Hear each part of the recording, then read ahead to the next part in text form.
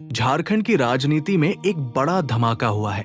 BJP प्रदेश अध्यक्ष और नेता प्रतिपक्ष बाबूलाल मरांडी ने प्रेस वार्ता में धनबाद के कोयला साम्राज्य का ऐसा काला चेहरा उजागर किया है जिसने पूरे सिस्टम पर सवाल खड़े कर दिए हैं। मरांडी का दावा है, अब माफिया नहीं, पुलिस और प्रशासन खुद कोयला खदानें चला रहा है। कोड नेम गुप्त साइट्स, अधिकारियों की कथित साझेदारी, थानों की बोली और रोजाना 10,000 टन अवैध कोयले की अवैध बिक्री। मरांडी के आरोपों ने झारखंड की सियासत में भूचाल ला दिया है। क्या ये सच है? क्या वाकई सिस्टम का शीर्ष हिस्सा हाउस प्रधान सेनापति और महामंत्री के नाम पर चल रहा है और मजदूरों की मौत तक को दबाया जा रहा है? जानिए पूरा सच आगे पूरी प्रेस वार्ता यहीं न्यूज स्केल डिजिटल पर, जहां खबरें सिर्फ खबर नहीं, चर्चा बन जाती है।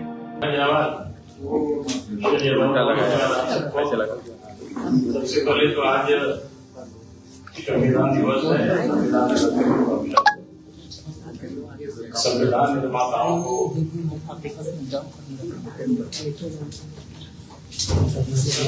मेरी बहुत बहुत बधाई है और हम सबको के पीछे नहीं रहे, सबको श्रद्धा भारत का संविधान इन सब लोगों ने जितना मेहनत देख रहे हैं उन सबको उम्मीद थी कि भाई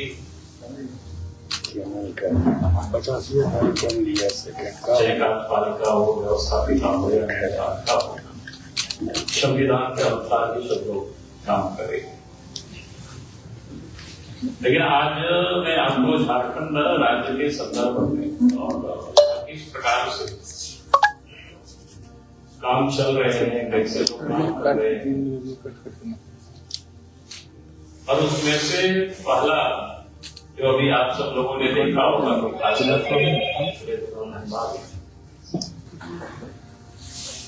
कोयला कारोबारियों के घरों पर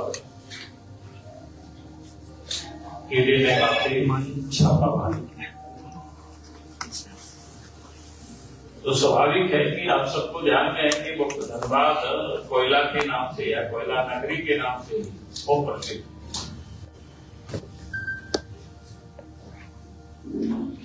और उसके बाद थोड़ी सी मैंने हकीकत कुछ जानने की हमने कोशिश की कि धनबाद में हो क्या रहा है, इतना बड़ा बड़ा इस प्रकार से अचानक छापेमारी।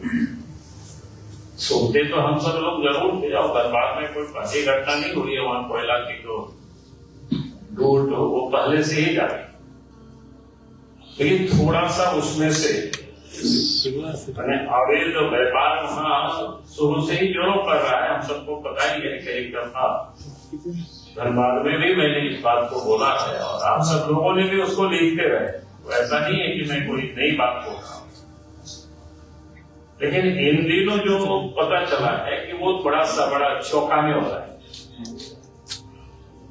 चौंकाने वाला इसलिए, पहले हम सब लोग सुनते थे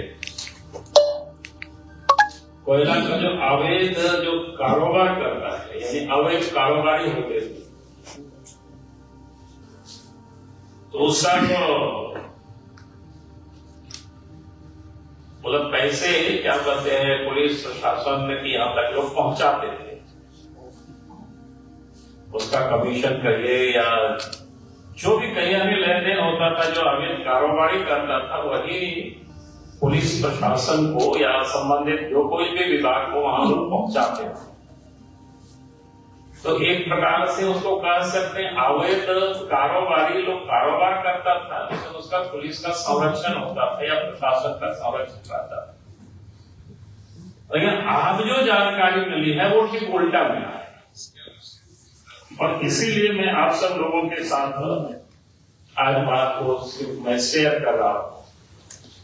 तो ये बड़ी अपने आप में चिंता का विषय इसलिए कि पुलिस प्रशासन और कोल माफिया जो कोयला कारोबार से जुड़े, यानी एक प्रकार से साझेदारी लोगों ने कर लिया है। और साझेदारी नहीं बल्कि उससे आगे बढ़कर के जो धनबाद जैसी जगह में शीर्ष जो पुलिस पदाधिकारी हैं, एक प्रकार से अगर हम कहें कि कोयला कारोबार में शीर्ष जो पदाधिकारी है, पुलिस प्रशासन, ये सारे लोग उसमें इन्वॉल्व है, संलिप्त है। ये सबसे चिंता का विषय है। यानी आप कह सकते हैं कि सीधा सीधा इस धंधे को ये लोग संचालित कर रहे हैं। ये बड़ा खतरनाक स्थिति है। बड़े दोनों में अंतर हुआ कि पहले कोयला माफिया को हम लोग सुनते थे, कोयला अवैध कारोबारी को सुनते थे, वो लोग ये करते थे तो पुलिस को पैसा पहुंचाते थे या प्रशासन को। लेकिन अब ये जानकारियां मिल रही है कि भाई पुलिस प्रशासन संरक्षण नहीं बल्कि ये लोग संचालित करवाते थे। ये बड़ा खतरनाक मोड़ पर कह सकते हैं कि राज्य की स्थिति पहुंचा है। और धनबाद में जो कोयला का जो अवैध कारोबार होता है वो आप सबको पता ही है कि 2-3 क्षेत्र प्रमुख है। एक तो निरसा है, झरिया है, बाघमारा है। और इस क्षेत्र के अंदर क्या कहते हैं 20-25 ऐसे थाना ओपी पड़ता है। ये जो 3 ऐसे क्षेत्र बताए, और उन क्षेत्रों में छोटे बड़े 30 से 40 ऐसे क्या बोलते हैं अवैध साइट्स है जहां से कोयला, अवैध कोयला जहां से निकाला जाता है। और चर्चा तो यहां तक है कि भाई चर्चा है साइट को प्राप्त करने के लिए, जो हमने कहा कि 30-40 जो साइट है इन सारे इलाकों में, धनबाद जिला में, उन साइट को प्राप्त करने के लिए लोग चर्चा है कि भाई हाउस से परमिशन आवश्यक होता है। अब हाउस आप लोग पूछेंगे भाई कौन सा हाउस, आप सब लोग उसको पता करना। और ये चर्चा है कि भाई हाउस से परमिशन होता है। हाउस से परमिशन, जब हाउस से सीधा एसएसपी को टेलीफोन जाता है और तब फिर वो अप्रूव होता है। यानी काम किसको दिया जाए उसका अप्रूव होता है। अप्रूव होने के बाद भी एडवांस के रूप में लोग कहता है कि 1 करोड़ रुपया जमा करना पड़ता है और उसके बाद साइट अलाउट होता है। वो एडवांस के रूप में, जिसको बोलते हैं ना, कहीं देहाती शब्दों में कहते हैं पगड़ी, कहीं कुछ लेवी, या इस टाइप के लोग बोलते हैं, तो देना पड़ता है। और उसके बाद उनको उस क्षेत्र में लगा दिया जाता है। जो आपको हमने कहा कि 30-40 जो साइट है उसमें से, और उन क्षेत्रों से प्रतिदिन जो सूचना एकत्र करने की हमने कोशिश की तो 150 से 200 ऐसे ट्रक कोयला निकलता है। और एक कोयला का जो प्रति टन 8 से 10 हजार रुपया प्रति टन जो कोयला की कीमत में वो बिकता है। और ये सारे जो व्यवसाय चल रहा है उसका पूरे नियंत्रण, लोग बोलता है हाउस से है उसका नियंत्रण। अब लोग कहता है कि हाउस से कोई महाराजा है और धनबाद के एसएसपी, जिसको कह सकते हैं कमांडर इन चीफ या सेनापति कह सकते हैं, और डीसी को कह सकते हैं महामंत्री, सारे ये लोग मिलजुल करके प्रॉफिट को हिस्सेदारी भी यही लोग बांटते हैं। और इस धंधा में थाना प्रभारी, इंस्पेक्टर, डीएसपी, सिटी एसपी, ग्रामीण एसपी, एसडीओ, खनन अधिकारी, अंचल अधिकारी, सबका हिस्सा बिल्कुल तय रहता है। और इस धंधे में एक तो बाघमारा में डीएसपी है पुरुषोत्तम सिंह, पूर्व में राज्य के मुख्यमंत्री के वो सुरक्षा में भी रह चुके हैं।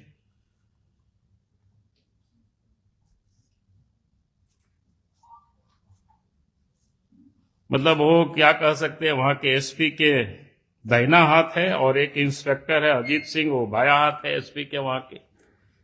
और ये सारे लोग मिल करके जिसको बोलते हैं वो धंधा होता है। और यहां तक कि ये जो 2 नाम आपको बता रहे हैं, ये लोग जो थाना को भी बोली लगवाते हैं, मालदार थाना कौन है, कम क्या थाना है, और फिर थानेदार का वहां पोस्टिंग होता है। और यहां तक भी जानकारी मिल रही है कि एसएसपी को मदद करने के लिए जमशेदपुर से कोई रितेश और विकास नाम करके और उनके और भी लोग को बुला रखा है, जो कि पूरे लोग वसूली करते हैं। ये बिल्कुल सर्वत्र, धनबाद में 2-3 घंटे के लिए गए थे, आप समझने की मैंने कोशिश की थी तो लोगों ने बताया। उसके बाद कई एक साइट है, वह लोगों ने बताया तो बड़ा चौंकाने वाले विषय है। कुछ साइट को का उदाहरण मैं बता रहा हूं आप सब लोगों को, कुछ साइट्स के बारे में जो जानकारी मिली। एक जो प्रमुख कोल ब्लॉक क्या बोलते हैं कोल साइट्स है, जैसा भावरा का है, तो उस साइड में कोई अरविंद है और कर्ण करके है, ये दोनों एसएसपी के लोग हैं। फिर क्या बोलते हैं कुजामा है, आकाश है, मनीष है, ये भी क्या बोलते हैं एसएसपी के लोग हैं। फिर पंचायत साइट है, वहां एक अंजनी करके है, कोई काम देखता है, वो पंकज मिश्रा जो साहेबगंज के है उसके आदमी है।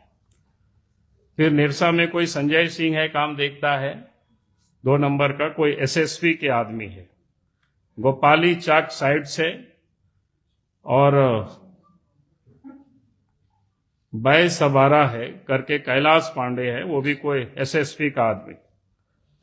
फिर बरोरा, तितुलमारी, जमोनिया, राम कनाली, इन 3 साइड को बाघमारा के जो डीएसपी जिसकी हमने बताया कि आपको पुरुषोत्तम सिंह खुद चलवाते हैं। इसके अलावा जीनागोड़ा, बरारी, अलगडीहा, लोधना, कोई गणेश यादव है, उनका बेटा कोई बेटू है, वो काम उस क्षेत्र में देखते हैं। और उसी प्रकार के सुदामडी तरफ में कोई शेखर करके है, फिर गुलाम क्रेसर है। ये सारे लोग मिल करके, और भी लोग होंगे जितना जो जानकारी मिले थे। तो इस प्रकार से पूरे कोल ब्लॉक उस क्षेत्र में मैंने लूटने में और भी लोग लगे होंगे। लेकिन आश्चर्य ये विषय है कि भाई पहले हम लोग सुनते थे कोई माफिया कोयला चोरी करता है और पुलिस को कमीशन देता है,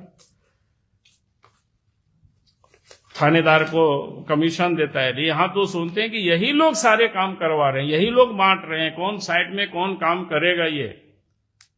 तो इस प्रकार से ये जो कोयला लूट हो रही है, और इसलिए मैं कहूंगा कि जो जानकारियां मिली है, अगर वास्तव में सरकार कहीं भी इसमें इन्वॉल्व नहीं है तो इस पर तुरंत जांच होनी चाहिए और ऐसे लोगों पर कार्रवाई होनी चाहिए।